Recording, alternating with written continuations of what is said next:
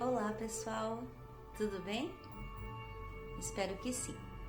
Bem, hoje eu tô passando aqui para conversar um pouco com vocês e contar um pouco mais da minha história, né? Como vocês sabem, eu participei da organização das Testemunhas de Jeová por 26 anos, né? Desde os meus 7, 8 anos eu participei, né? Iniciei nessa organização, né? E há alguns anos atrás, né? Eu saí, né? Mas eu acho que embora eu tenha contado um pouco da minha história, eu nunca comentei, acredito que eu não tenha citado ainda quais foram os principais pontos que me fizeram acordar, digamos assim, dessa quase hipnose, vamos dizer assim, né? Considerando que as Testemunhas de Jeová, elas não são uma religião, né? Mas sim são uma seita de controle mental, uma seita pseudo-cristã. Então é importante que as pessoas saibam. Primeiro porque tem muitas pessoas no processo, né, de saída dessa seita. Então o meu objetivo é justamente ajudar essas pessoas e mostrar para elas que a caminhada no início ela é complexa, a gente encontra muitas dificuldades para sair, que nem eu fiz minha carta de dissociação, né? Eu após praticamente um ano pesquisando, eu consegui compreender com a ajuda principalmente do ancião Edson Reis, né, que é teólogo, e com ele eu consegui compreender que tudo aquilo que eu aprendi dentro das Testemunhas de Jeová não tinha nenhuma base, né? Não tinha base na teologia, não tinha base bíblica, vamos dizer assim. Tanto é que hoje mesmo eu postei um vídeo do ancião Edson Reis no meu canal e eu vou postar mais alguns. Até eu coloquei uma playlist lá. A playlist é Quando os Meus Olhos Enxergaram a Verdade. Então assim, eu vou colocar os vídeos dele porque foram através principalmente dos vídeos dele que eu consegui compreender que as Testemunhas de Jeová realmente elas não são uma religião cristã, e sim são uma seita pseudo-cristã, né? E isso, infelizmente, são poucas pessoas que sabem, né? Quando as pessoas entram, acham que é uma religião como qualquer outra religião cristã, e realmente não é. Então aqui eu vou trazer para vocês, como eu disse, são muitos pontos que me fizeram acordar, né? Porque foi durante um longo de um ano que eu fiz uma pesquisa mais minuciosa, para poder compreender bem, até porque eu queria ter absoluta certeza de que realmente aquilo não era a verdade, né, como eles diziam. E eu cheguei nessa conclusão, que realmente ali não tinha verdade nenhuma. Mas entre as questões, entre os pontos que eu fui descobrindo durante essas pesquisas que eu fiz, vamos dizer que as principais, são essas que eu vou apresentar agora. Bem, o que me fez acordar? Eu espero que esse conteúdo ajude as pessoas que estão saindo de lá, né? E, enfim, que possam ajudar, que esse é o meu objetivo, né? Poder mostrar que após um tempo, né, a gente consegue se desligar, a gente consegue sair de lá e depois consegue ter uma vida infinitamente melhor, né? Sem aquele controle, sem aquelas doutrinas, né, que escravizam a gente, que são doutrinas que na verdade nos afastam do nosso Senhor e Salvador Jesus Cristo. Bem, mas quais são então esses ensinamentos? Uma das questões é a questão relacionada a 1914, né, a volta invisível de Cristo em 1914, que as Testemunhas de Jeová conhecem bem. Esse é um ponto. Outro ponto, a questão da divindade de Cristo ou a triunidade de Deus foi outro ponto que foi crucial na minha decisão, né, de sair dessa organização, de perceber que eles não têm nada de cristãos. E o terceiro ponto é a questão entre a esperança celestial e a esperança terrestre, a questão dos 144 mil e a grande multidão. Então, esses foram os pontos principais. Eu vou explicar para vocês, né? Vou tentar resumir aqui, porque são assuntos mais extensos, digamos assim, mas eu vou tentar resumir ao máximo aqui, tá? Bom, a questão do ano de 1914. Bem, voltando ao fundador, né, da Testemunha de Jeová, que antigamente era chamado de Estudantes Internacionais da Bíblia, né, o fundador é Charles Taze Russell. Bem, ele acreditava na volta de Cristo, né, acreditava que Cristo voltaria de forma, né, visível mesmo em 1914 e levaria as pessoas que são fiéis, né, até, né, que os fiéis seriam arrebatados junto a Cristo. E as demais pessoas que não foram fiéis a Deus seriam destruídos no Armagedon, isso em 1914. Bem, como isso não aconteceu, passou o ano de 1914 e não aconteceu nada disso, houve a necessidade de fazer adaptações nos ensinos, né? Então, como eles precisavam realmente fazer mudanças, adaptações, já que o mundo o Armagedon não tinha vindo em 1914, o que eles fizeram? Eles criaram então a doutrina da vinda ou da presença invisível de Cristo. Então eles disseram que sim, que eles não estavam errados, que realmente Jesus voltou em 1914, porém voltou de forma invisível, né? E a Bíblia é muito clara quando ela diz que Cristo virá, voltará e todo olho verá. Toda religião cristã aguarda a volta de Cristo de forma visível, né? E as Testemunhas de Jeová, já lá no início, teve que fazer essa adaptação na doutrina.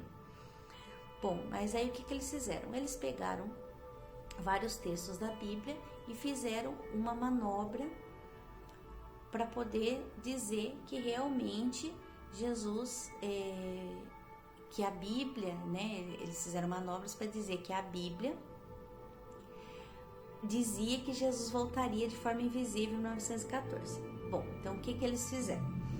Eu até postei hoje um vídeo que explica, do ancião Edson Reis, que explica detalhadamente, que é a respeito do sonho de Nabucodonosor.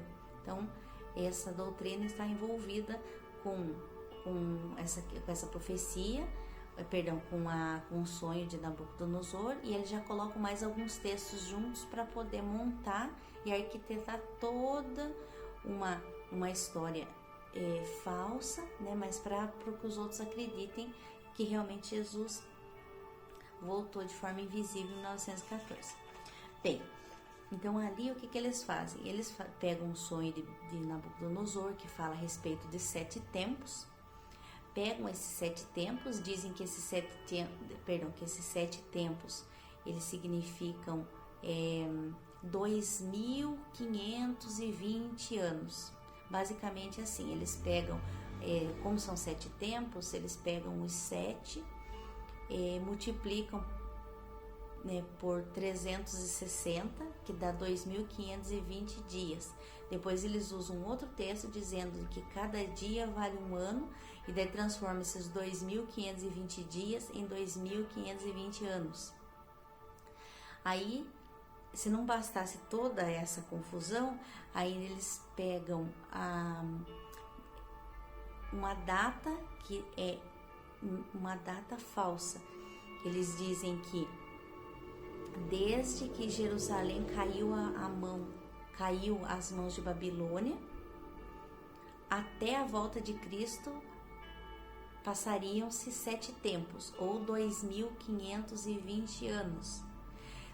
Só que além de tudo isso, a data que eles falam da queda de Jerusalém é uma data que não é verdadeira, porque eles dizem que a data é 607, eles dizem que Jerusalém caiu às mãos de Babilônia no ano de 607 a.C. E isso não é verdade, porque a arqueologia, toda a história secular mostra que Jerusalém caiu às mãos de Babilônia em 586 ou 587 a.C. Então essa é a data oficial. Tanto é que tem algumas pessoas que foram fazer concursos, vestibulares, e caiu exatamente essa pergunta, dizendo quando que Jerusalém caiu às mãos de Babilônia. E a pessoa, como era testemunha de Jeová, foi lá e marcou 607, achando que tinha acertado a questão. E depois viu que tinha errado. E daí começou uma série de questionamentos. Houve pessoas que descobriram a verdade através disso. Então, eles, como eu disse, é toda uma arquitetura de coisas e parte de uma data falsa de 607. E não é 607 que Jerusalém caiu às mãos de Babilônia, mas sim o ano 586 ou 587. Essa é uma doutrina bem complexa que não são todas as testemunhas de Jeová que conhecem, embora estejam lá dentro. Mas inclusive quando tem estudos de A Sentinela ou estudos de livro que caem esse tipo de doutrina, a maioria das pessoas não consegue nem explicar, porque realmente é muito complicado, né?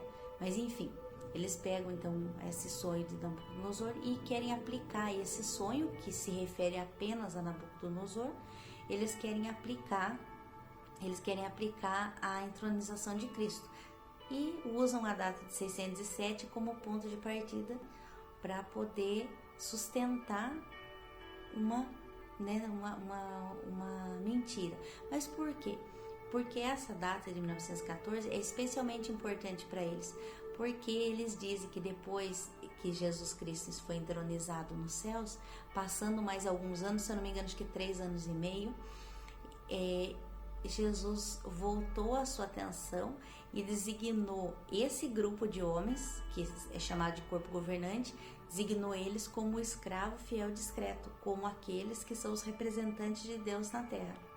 Então como eu disse, existe toda uma manobra para dizer que eles são os representantes de Deus, né? Para dizer que realmente Deus os escolheu dentre todas as religiões, porque eles eram os que estavam puros em sentido espiritual, enquanto os outros estavam mergulhados eles usam uma expressão como se tivessem todos contaminados com falsidades, né? Enquanto eles não, eles tinham sido purificados. Bem, então essa é uma questão, né, que é muito importante para quem é testemunha de Jeová vai conseguir entender, né? E quem não é importante saber, porque se de repente alguém que você conhece, né, que é testemunha de Jeová, tá às vezes desconfiado de alguma coisa, enfim, tá achando estranho, vai conseguir ajudar através desse vídeo, né? Então como eu disse, esse é o meu objetivo. Outro ponto que me chamou a atenção, que me deixou muito chocada, a questão, quando eu comecei a entender a questão da divindade de Cristo, né? A questão que realmente Jesus é Deus, né? A questão da triunidade de Deus, né? Deus Pai, Deus Filho, Deus Espírito Santo. As testemunhas de Jeová não acreditam apenas em Deus Javé ou Jeová, né? Que eles falam. Então, para eles, Cristo não é Deus, né? Bem, então, quando eu percebi essa questão também, isso foi um choque muito grande para mim, foi muito difícil, foi outro ponto que foi muito difícil, né, que eu começar a me acostumar realmente e tentar entender que realmente Jesus é Deus e que na Bíblia existe todos os indícios possíveis e imagináveis, né? Tanto é que a Bíblia ela fala que no caso o Deus do Velho Testamento, o Javé e Yavé, é o grande eu sou, né? E depois, ali no Novo Testamento, Jesus ele usa várias expressões para tentar mostrar ao povo judeu que ele é o eu sou, ou seja, ele é o mesmo Deus do Velho Testamento, ele é o mesmo Yahvé, Javé ou Jeová, ele é o grande eu sou. Até ele usa muitas expressões, como por exemplo, eu sou a luz do mundo, eu sou o caminho, eu sou o caminho, a verdade e a vida, eu sou o bom pastor. E um que no meu caso me deixou mais, que me impactou mais, é o eu sou o pão da vida. Isso foi muito importante para mim pelo seguinte, ali essa descrição, né, onde Jesus cita que ele é o pão da vida, está em João 6, né, o Evangelho de João, capítulo 6, versículo 30 ao 59. E especialmente no 53, ele diz algo que impacta, ele diz, se vocês, aliás, primeiro ele fala que ele é o pão da vida, ele faz uma referência ao maná, onde disse que, embora os judeus haviam recebido o maná, o verdadeiro pão da vida era ele.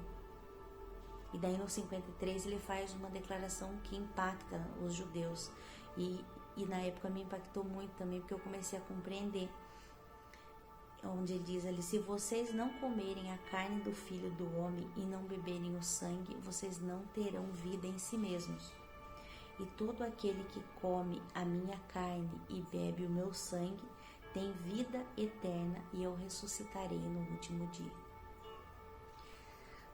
Bem, então isso é algo que foi de extrema importância para mim, é algo totalmente uma das grandes coisas que me fez decidir realmente enfrentar todas as dificuldades possíveis ali da minha saída, porque realmente não foi fácil. Na época eu tinha um irmão que era testemunho de Jeová, o meu marido também era testemunho de Jeová, enfim, então era algo complexo, né? A minha mãe era estudante, então realmente eu tinha que ter absoluta certeza para poder, né, sair.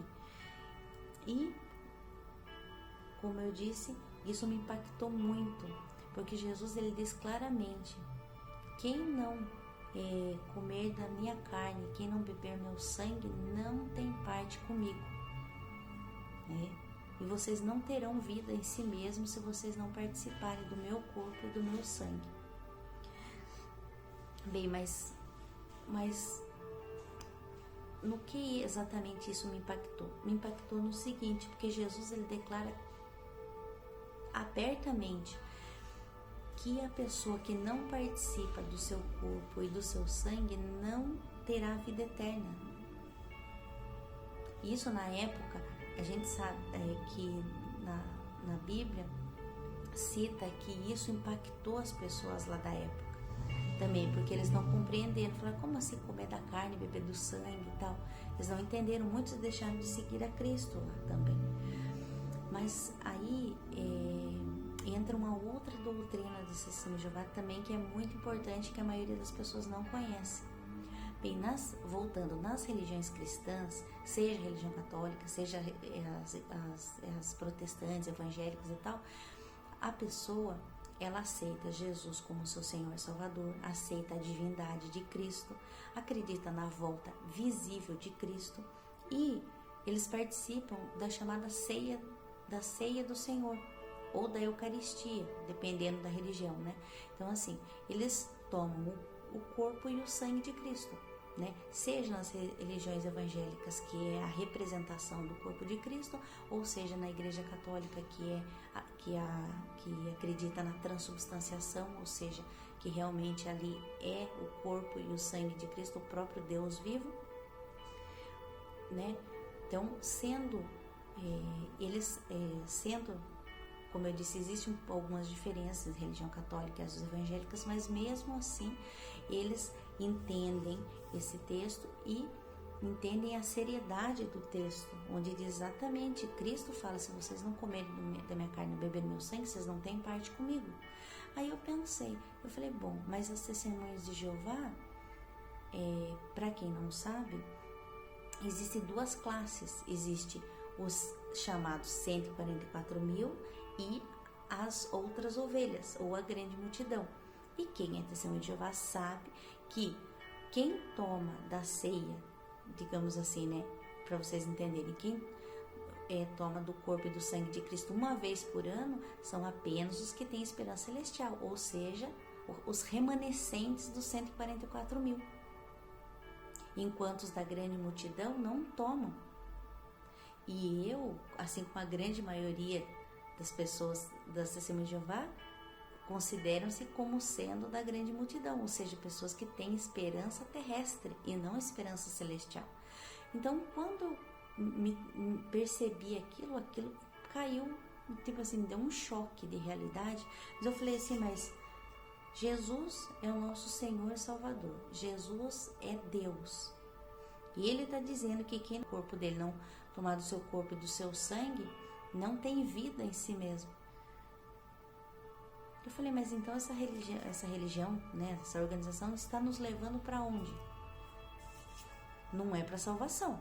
Para salvação aqui não é, porque a nossa salvação está totalmente comprometida, ou melhor dizendo, está impedida por conta de nós seguirmos essa doutrina totalmente esdrúxula, totalmente esquisita, né? Mas pelo fato de fazer muito tempo que a gente está lá dentro, da própria questão, como eu disse, de ser uma seita de controle mental que usa através da repetição, e através da repetição muitas vezes o cérebro acredita que aquilo realmente é verdade, que aquilo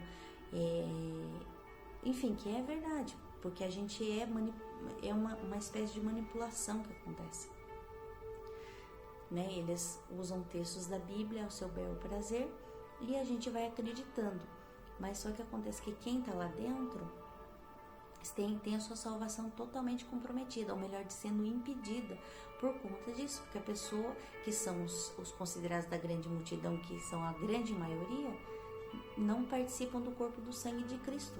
E aqueles que são considerados remanescentes dos 144.000, eles podem até participar, mas eles não aceitam Jesus como Deus e não acreditam na divindade de Cristo, não aceitam Ele como seu Senhor, seu Salvador.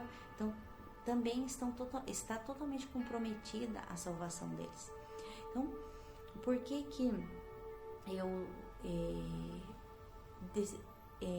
eu sinto, na verdade, como se fosse uma missão? Que eu falo, muitas vezes eu pergunto, mas por que eu passei tudo isso? Porque eu era da religião, eu era da igreja católica quando era criança. Mas aí às vezes eu fico pensando, mas por que eu tive que ir para uma seita, aprender tudo isso, né? Às vezes eu fico me perguntando, mas todos nós temos uma missão, e eu acredito que a minha seja exatamente isso, seja poder mostrar para as pessoas o que realmente é essa seita, né? Então, realmente o meu intuito é poder ajudar, não estou criticando, simplesmente estou expondo a verdade, porque eu sei que tem muitas pessoas que estão no processo e que provavelmente essa minha experiência vai ajudar essas pessoas, e é isso que eu espero de todo o coração, que realmente sirva de ajuda esse meu compartilhar, né, de experiência, e de dizer que, embora no momento seja difícil, a gente passe muitas lutas, mas Deus é maior do que tudo, e Ele vai nos ajudar, Ele vai ajudar cada um nesse processo. Então, vamos, quem está passando por esse processo, não deixe de implorar a Deus, pedir a ajuda dele, sim, dizer que